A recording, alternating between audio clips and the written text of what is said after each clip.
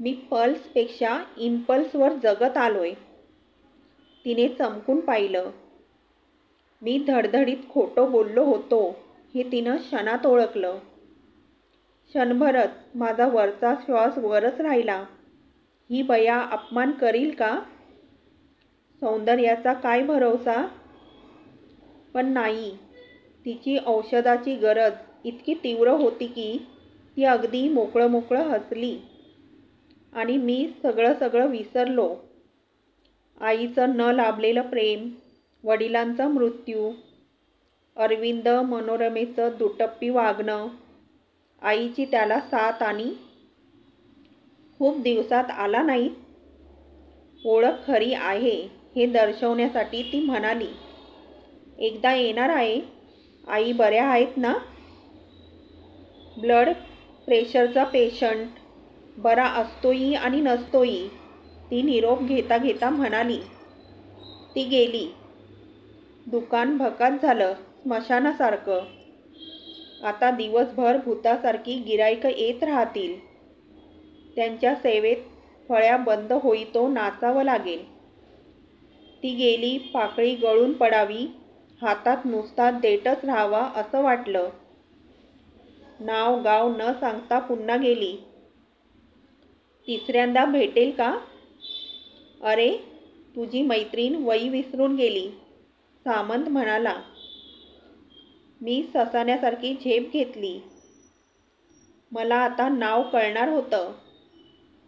मी वहीचं पान उलटलं. पहिल्या कोऱ्या पानावर एक शेर लिहिला होता. यह न थी हमारी किस्मत कि जो विसाले यार होता. अगर और जीते रहते तो यही इंतजार होता. बाकीची वही संपूर्ण कोरीच होती. मी वहीवरचं नाव वाचलं.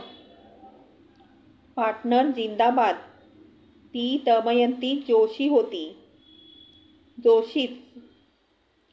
दुपारी देवधरांनी विचारलं, जेवायला गेला नाहीत? आज भूक नाही. पार्टनर कधी भेटेल असं झालं होतं. दुकान बंद होताच बाहेर पडलो. का कुणास ठाऊक कोपऱ्यावर थांबलो. एक घसघशीत मोगऱ्याचा गजरा घेतला मनोरमा वहिनींसाठी. आज पुष्कळ दिवसांनी मी गजरा घेत होतो. अरविंदचं लग्न झाल्यावर सीझन संपेपर्यंत मी गजरा नेत होतो.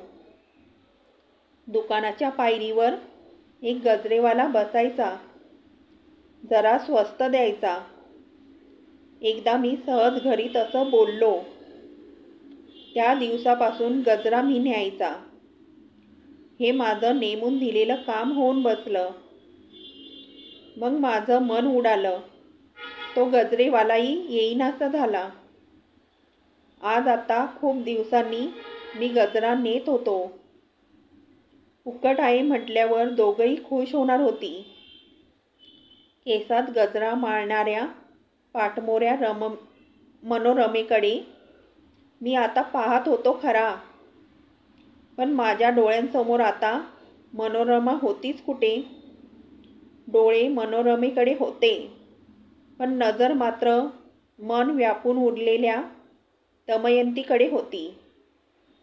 दोन्ही हात उंचावून मानेकडे गेलेले, मान किंचित कलती, नजर उंचावलेली, केस काहीसे सैल, कानाजवळ गुंजन करणाऱ्या पटा.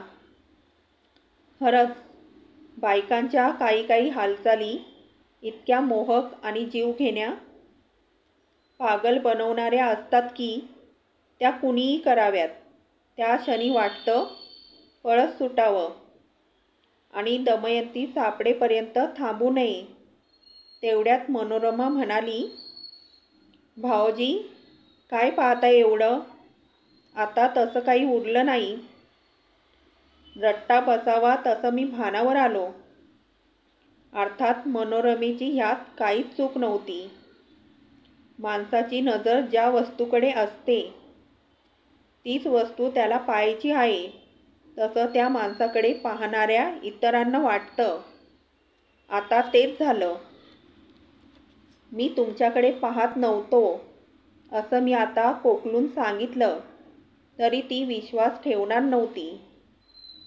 मग मी उगाच तिला बरं वाटावं म्हणून म्हणालो, काही उरलं नाही असं इतरांना वाटायला हवं. मनोरमा भलतीच खुश झाली. उगीचच लाडात येत प्रथमच माझ्या पाठीवर थाप मारीत ती म्हणाली, लवकर लग्न करा आता. वहिनी एवढी मोकळी माझ्याशी. मी हसलो. माणूस ज्याच्या पाठीवर थाप मारतो त्याच्या पाठीवर त्याला थाप मारायची होती असं इतरांना वाटतं. जेवण आटोपल्याबरोबर खोलीकडे धाव घेतली. पार्टनरचा पत्ता नाही. गॅलरीत आलो. वाट पाहत राहिलो. समोरच्या दत्त मंदिरात हळूहळू गर्दी जमत होती. आज कीर्तन, प्रवचन, भजन काय होतं माहीत नव्हतं. पाटीवरचं नाव वाचायला विसरलो होतो. माणसं जमत होती. म्हाताऱ्यांची संख्या जास्त असणं अपरिहार्य होतं. भक्तिभावाने जमणाऱ्या ह्या वृद्ध मंडळींकडे मी जेव्हा जेव्हा पाहतो तेव्हा तेव्हा नाना विचारांनी माझ्या मनात काऊर उठतं. ह्या म्हाताऱ्यांपैकी खरी भक्ती कुणाची? जन्मापासून परमेश्वर प्राप्तीचं वेड घेतलेले किती? करून करून भागलेले किती? कुठंच मन रमायला ठिकाण न राहिल्याने येणारे किती? कथा कीर्तन संपल्यावर ऐकलेलं भरभरून नेणारे किती? इथलं इथंच सोडून जाणारे किती? नामसकीर्तनामुळे क्षमाभाव वाढलेले किती? का सगळेच माझ्या आईसारखे? विचार थांबले. समोर पार्टनर, बरोबर एक नवीनच पोरगी. एक अक्षरही न बोलता मी माझी पथारी गॅलरीत टाकली. पार्टनरने दार लावलं. आजची ही पोरगी कोण? कितवी? मनापासून आलेली की मन मारून आलेली? धंदेवाली की कोणतीही किंमत देऊन गरिबी हटाववाली? भक्ती काय, शृंगार काय? शब्दांना अर्थ येतो, मात्र तो भाव असेल तर. शरीर काय परिस्थिती नेईल तेवढे जातं. मी मात्र तटस्थ. समोर कीर्तनात पण नव्हतो आणि मागे पार्टनरच्या खोलीत तर नव्हतो. आणि तसंच सांगायचं झालं तर मी तटस्थ नव्हतो. हात मानेपाशी, मान खाली पण नजर उंचावलेली, केसांची सैल वळणं, कानाजवळ गुंजन करणाऱ्या बटा, मोगऱ्याचा शरीरातील कण न कण धुंद करणारा सुगंध. माझी काय अवस्था केलीस आणि तुझ्या ते गावीही नसेल. दमयंती, दमयंती, दमयंती. मी काउंटरवरूनच हाक मारली. तिला ती ऐकू गेली नाही. सामंत म्हणाले, रस्त्यावरच्या माणसाला दुकानातून हाक कशी ऐकू जाईल? मी तात्काळ रस्त्यावर. दमयंती. माझी दुसरी हाक. निष्फळ. मग जोशी म्हणून ओरडलो.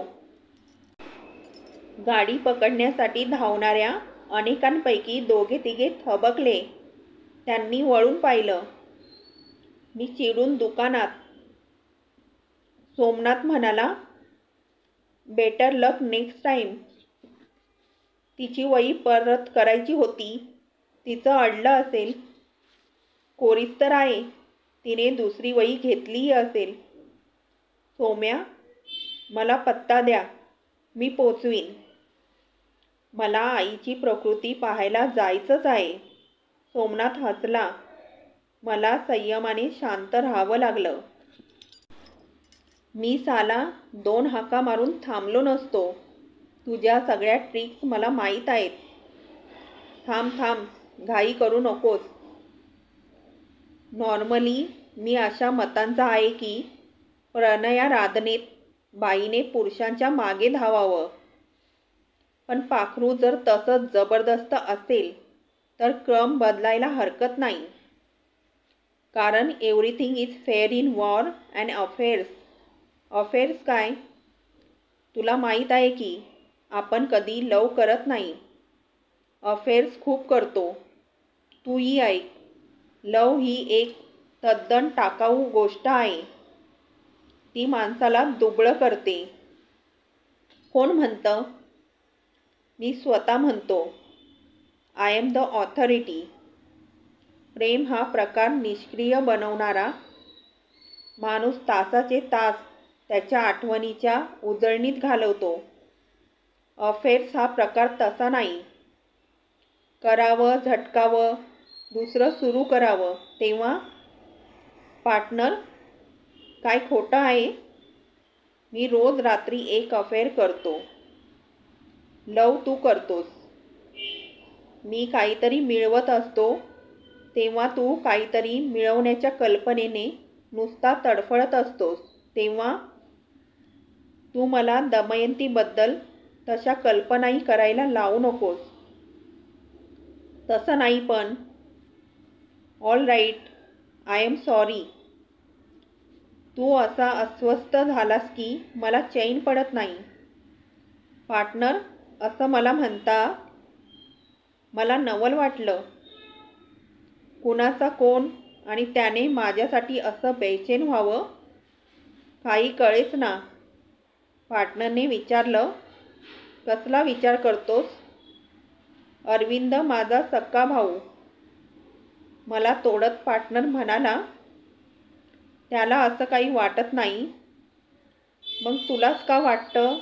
हेच ना. मी गप्प राहिलो. पार्टनर हसायला लागला. हसता हसता म्हणाला, सगळा समाज असलीच काल्पनिक गणितं, रूढ शब्दार्थ डोक्यात ठेवून सोडवीत बसतो. तसंच तू करतोयस. सक्का, सावत्र, जवळचा, लांबचा, शत्रू, मित्र, मजा आहे. एक लक्षात ठेव दोस्ता, शब्द हे फक्त जंक्शन स्टेशनसारखे असतात. तिथं सगळ्या गाड्या थांबतात हेच. एवढंच त्याचं वैशिष्ट्य. पण दोन जंक्शनमध्ये खूप काही घडत असतं. त्याची त्या जंक्शनला दाद नसते. म्हणजे कसं? तू आता अगदी लहान मुलाच्या वर ताण करतो आहेस. मला एक गंमत सांग. मी यांना ओळखतो अशी तू सामंतांना थाप मारलीस तेव्हा दमयंतीने तुझ्याकडे चमकून पाहिलं की नाही? पार्टनर त्या नजरेचं मी तुला काय सांगू. तिने पाहिलं, लगेच सावरलं, समजून हसली. आणि हे सगळं किती झराझरा घडत गेलं. आणि गंमत म्हणजे पार्टनर, मी श्वास न घेता बोलायला लागलो. तेवढ्यात पार्टनर म्हणाला, ह्यालाच म्हणतात दोन जंक्शनमध्ये. पार्टनरचा हात दाबत मी म्हणालो, ॲब्सोल्युटली राईट. मी आता काय करू तेवढं सांग. पाठीवर थाप मारीत पार्टनर म्हणाला, डोंट मिस दी ट्रेन. तुम्हाला दमयंती म्हणून किती हाका मारल्या.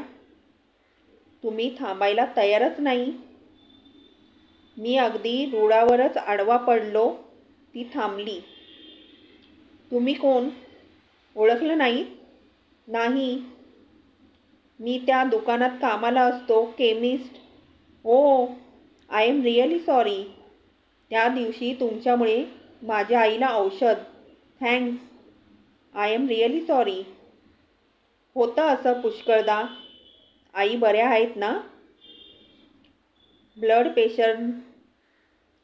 पेशंट बरा असतोही आणि नसतोही. असं उत्तर देऊ नका. मी धीर करून बोललो. तुम्ही प्रकृती पाहायला येणार होतात ना? तिनेही मला शब्दात पकडलं. हातातली वही पुढे करीत मी म्हणालो, या वहीत पत्ता असता तर जरूर आलो असतो. वही कसली? त्या दिवशी दुकानात विसरलात, तेही विसरलात? अय्या, म्हणून तर दमयंती दमयंती करीत कमाल केली. त्या नावाने मी कशी थांबणार? ही वही माझ्या मैत्रिणीची. माय गुडनेस, मग तुमचं नाव? तुम्हाला माहीत आहे? मी अगदी जीवाच्या आकांताने म्हणालो. खरंच माहीत नाही हो, विश्वास ठेवा. खोटं खट्याळपणे हसत ती म्हणाली. त्या दिवशी दुकानात थाप मारली. थाप असं नाही. मग? मी तुम्हाला ओळखतो, फक्त नाव माहीत नाही. हे नवीनच. मी तुम्हाला बोरिवलीला पाहिलं. चंद्रकिरण हाऊसिंग सोसायटी, पायाभरणी समारंभ. अय्या, तुम्ही पण आला होतात? मी हसलो. ती पाहत राहिली. तिचे डोळे चमकून गेले. मी स्वतःला सावरीत म्हणालो. त्यानंतर तुम्ही दुकानात आलात. तुम्ही तर कमालच करताय. एवढ्यावरून ओळखलं? इतकं कसं लक्षात राहिलं? लक्षात राहण्यासारखी व्यक्ती असेल तर ते काय कठीण आहे? तिने डोळे मोठे केले.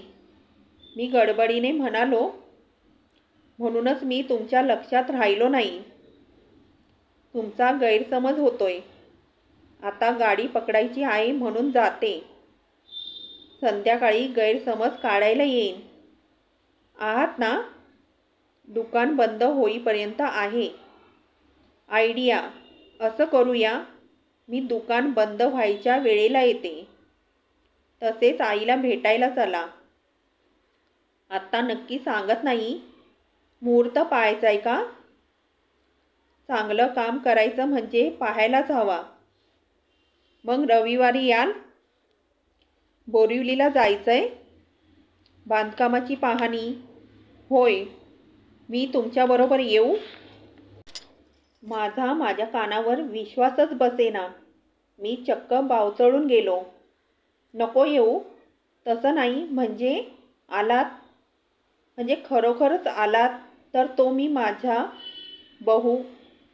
मला अशी अध्यक्षीय भाषा आवडत नाही. मग काय म्हणू? मला आवडेल एवढंच म्हणा. तरी मी पाहत राहिलो. ती निघाली तशी मी हाक मारली. दमयंती. गडबडीने परत ती म्हणाली. माझं नाव Kiran. Kiran Vartak. Thank God she was not Joshi. Go ahead. म्हणजे काय करू? तिला बोरिवलीपर्यंत चक्क टॅक्सीने घेऊन जा. बिल किती येईल कल्पना आहे? पार्टनर मौजूद आहे. तोवर चिंता करू नकोस. असं कसं? अरे, आपला दोस्त शेवटी. बाई ही काय स्फोटक वस्तू आहे याचा अनुभव घेतोय. त्याचा मला इतका आनंद झालाय काय सांगू. स्फोटक? एकदम highly inflammable. Not to be loose shunted. ते असो. दमयंती भाभी क्या कहती है? पार्टनर, अजून कशाचा कशाला पत्ता नाही. ते पुढं बघू. म्हणते काय? तशी भैया आफतच आहे का? तिच्याप्रमाणे ती मला त्या सोसायटीचा मेंबर समजते आहे. Not so bad idea. Not bad but not true. सध्या गप्प बस. भलतंच. Everything is fair. अरे पण हे श्रीमंतीचं सोंग.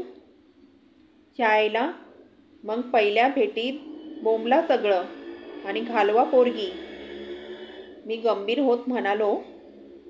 पार्टनर, पहिल्या भेटीतच जे काय सांगता येईल ते येईल. नंतर सांगणं फार कठीण होईल. भले, आत्ताच तर म्हणाला कशाचा काही पत्ता नाही. म्हणालो पण. बोलो भाई बोलो. तुझा शब्द पटतो. दोन शब्दांच्या जंक्शनमध्ये बरंच काही घडतं. मी मॅडोबाज. आता इथं खुळचटासारखं किरणची वाट पाहत उभा आहे, यात काही अर्थ आहे का? खिशात 100च्या 2 नोटा, त्याही पार्टनरने कोंबलेल्या. खरं तर त्या दिवशी मी त्याच्याशी बोललो. त्यानंतर 4 दिवसात तो मला भेटलाच नाही. 3 दिवस मी खोलीवर झोपायला गेलो नाही. घरी मुक्काम केला. अरविंदला, मनोरमेला 3 दिवस काही उपयोग नव्हता, म्हणून मला खोलीवर जाण्याचं कारण नव्हतं. मला तसं स्पष्ट सांगण्याइतका मोकळेपणा म्हणा किंवा निर्लज्जपणा म्हणा अरविंदजवळ लग्नाच्या पहिल्या रात्रीपासून होता. तिला लागणाऱ्या टॅब्लेट्स आणायचं काम माझ्याकडेच होतं. त्यामुळे अकारण उगीचच तिचा पिरियड कधी येतो हेही मला माहीत होतं. काल खोलीवर गेलो तर पार्टनरने 200 रुपये जबरदस्तीने खिशात कोंबले. त्याचा सगळं लक्षात होतं. आज निघालो तर त्याने सेंटची बाटली हातात ठेवली. मी वापरत नाही, किरणसाठी दिली आहे. पार्टनरचं मी मनावर का घ्यावं? आज किरणला टॅक्सीतून का न्यावं? तिच्यावर इम्प्रेशन पाडायचा प्रयत्न का करावा? त्यापेक्षा ती पोरगी आपल्यावर खुश असेल ह्या आपण गृहीत का धरावं? ती मोकळेपणाने बोलली. एवढ्यावरून मी आज येईल असं समजणं चुकीचं आहे. आलीच तर आपल्यावर फिदा आहे असं मानणं हे तर सर्वथा गैर आहे. आणि असली तर शब्दांची देवाणघेवाण झाली नाही, पण तिची नजर काही वेगळं बोलते, निराळं सांगते. पटकन एखाद्या वाक्याला चेहरा इतका फुलतो, इतका की अशा मुलीला आपण फसवायचं. ती बड्या घरची आहे ह्यात वादच नाही. आज समजेलच तिचा ब्लॉक कोणता, कितव्या मजल्यावर, किती स्क्वेअर फीट, काय रेट, नंबर 1 किती, 2 किती, हे सगळं टॅक्सीत बसल्यावर कळेल. आपल्याला त्याच धर्तीच्या गप्पा माराव्या लागतील. Why for? असाच घरी पळून जाऊ का? आणि ती आली तर? No, can't run away. आजवर आपण अशा पळवाटा शोधल्या नाहीत. सरळ सरळ जे आहे ते सांगायचं. धैर्य आपल्यात हवं. त्यातून ती जी नाती टिकतील ती टिकतील. जे सोडावं लागेल तिथं इलाज नाही. निर्णयाला आलो. हायसं वाटलं. खिशातल्या 200 रुपयांची भीती वाटेनाशी झाली. शुकशुक पाठोपाठ टाळ्या. पाहिलं तर किरणच गाडीतून आलेली. जोराजोरात हाका मारीत होती. गाडीत बसलो आणि लगेच तिनं विचारलं, कोणतं सेंट? मनात म्हणालो, पार्टनर जिंदाबाद. सेंटचं नाव मात्र माहीत नव्हतं. कसं टाळकं चाललं कुणास ठाऊक. खिशातून बाटली काढून मी सरळ तिच्या हातात ठेवली. तिने नाव वाचून बाटली परत केली. बाटली माझ्यासमोर धरली. आवडली असेल तर ठेवा. मी बोलून गेलो आणि कोणतेही आडेओढे न घेता तिने बाटली पर्समध्ये टाकली. मग मात्र माझा ठोका चुकला. वरकरणी म्हणालो, थँक्यू व्हेरी मच. थँक्यू मी म्हणायला हवं, सेंट दिल्याबद्दल. मुळीच नाही. तुम्ही पटकन घेतल्याबद्दल मी म्हणायला हवं. इतक्या चांगल्या गोष्टी माझ्याजवळ शोभत नाही. तेवढ्यात गाडी थांबली. काय झालं? माझी मैत्रीण आपल्याबरोबर येणार आहे. कोण? वहीची खरी मालकीण दमयंती जोशी. तीच वहीची, ह्या गाडीची आणि ब्लॉकचीही मालकीण. तुम्ही त्या दिवशी तिला पाहिलं असेल. केव्हा? मला पाहिलं त्या दिवशी. खरं सांगू? जरूर. तुम्हाला आवडेल न आवडेल पण मी खोटं बोलू शकत नाही म्हणून सांगतो. तुम्हाला पाहिल्यावर मला नंतर कोणीच दिसलं नाही. माझं वाक्य पुरं व्हायच्या आत तिने दार उघडलं. रागवलात? दमयंतीला घेऊन येते. जाताना आणि येताना मी गप्प होतो. किरणने ओळख करून दिली तेव्हा नमस्ते म्हणालो. नंतर दमयंतीच्या बोलण्याचा पट्टा सुरू झाला.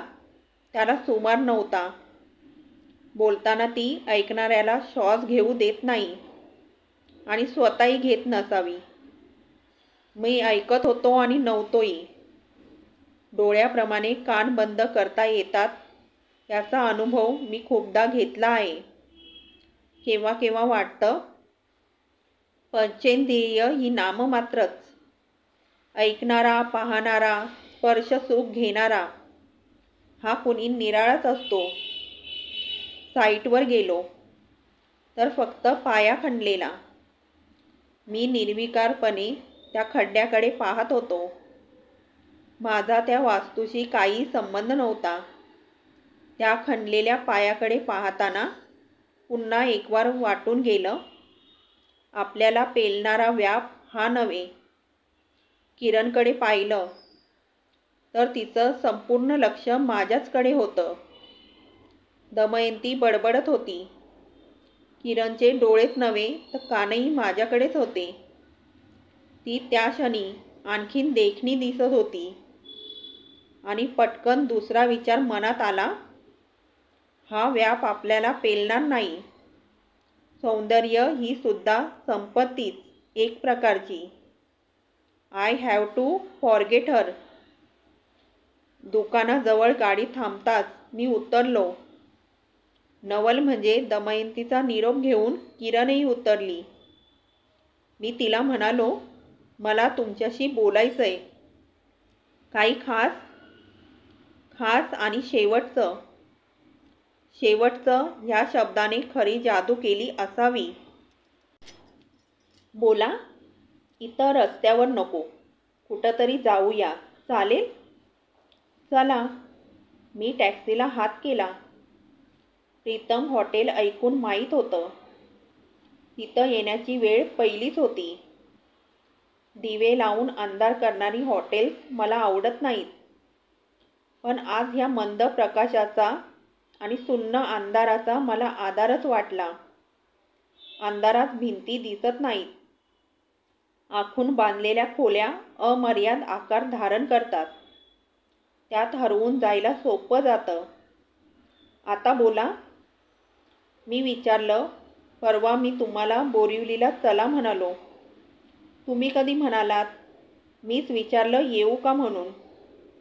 तेच कसं? मी आणि दमयंती जाणारच होतो. तिची मोटार होती, त्यात एक सीट रिकामी जाणार येणार होती. म्हणून मी मुद्दाम विचारलं, येणार का? मला धीर आला. माझ्या मनात जो भाव होता त्याचा तिच्याजवळ मागमूसही नव्हता. तेच योग्य होतं. आता एकदाच आणि शेवटचं असं मी जे काही बोलणार होतो ते बोलायची गरज नव्हती. मी तिच्याकडे पाहिलं. खाली पाहत ती म्हणाली, आणखीन एक कारण होतं. सांगा. काही काही माणसं पहिल्याच भेटीत एकदम आवडायला लागतात. त्याच क्षणी मी सावध झालो. मला आता सगळं बोलायलाच हवं. तेवढ्यात तिने विचारलं, एवढंच विचारायचं होतं? नाही, आणखीन बरंच होतं. सांगा. पुन्हा धीर एकवटून मी म्हणालो, मला तुमची माफी मागायची आहे. कशाबद्दल? मी तुम्हाला फसवायचा प्रयत्न केला. कधी? चंद्रकिरण हाऊसिंग सोसायटीत मी ब्लॉक पाहायला गेलो होतो. ही खोटी गोष्ट आहे. काही चमत्कार घडल्याशिवाय मी ह्या जन्मी ब्लॉक घेणं शक्य नाही. एक मिनिट. मला मध्ये अडवू नका. जे सांगायचंय ते मला एका दमात सांगून दे.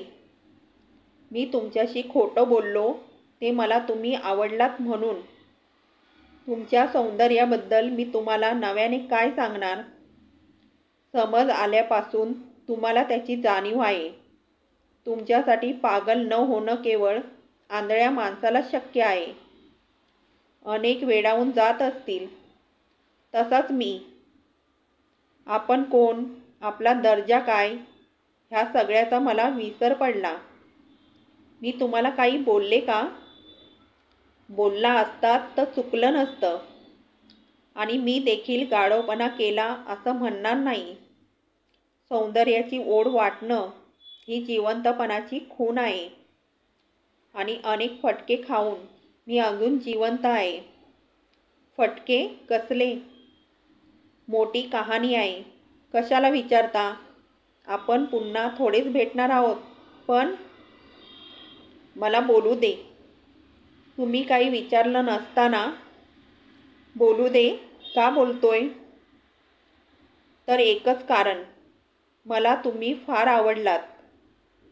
ज्या व्यक्तीवर माझं प्रेम असतं तिच्याशी मी प्रतारणा करू शकत नाही. मी एक सामान्य माणूस आहे.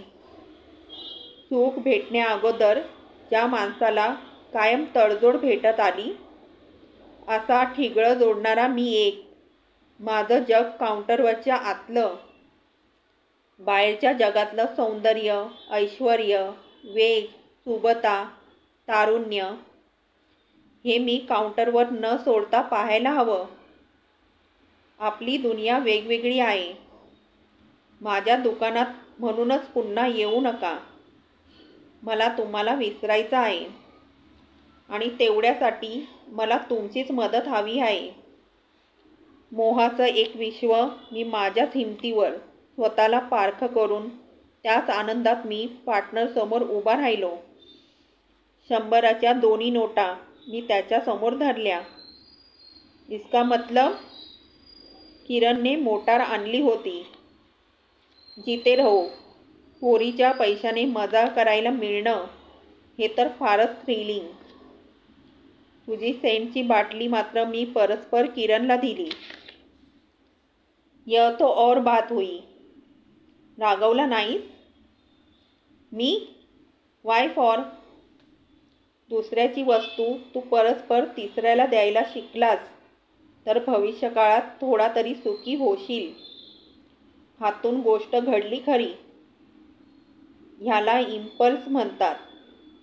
मी पल्सपेक्षा इम्पल्सवर जगत आलोय. You did a perfect thing. Pulse impulse मला समजत नाही. पण जशी बाटली द्यावीशी वाटली तशीच आणखीन एक गोष्ट करावीशी वाटली. तीही केली. What that? किरणचा कायमचा निरोप घेतला. म्हणजे काय? तिला खरं खरं काय ते सांगितलं. मग आता बोंबला. You idiot, get out. आज इथं गॅलरीत पण झोपायला यायचं नाही. समोर देवळात जा. 4 म्हाताऱ्यांबरोबर कीर्तन कर.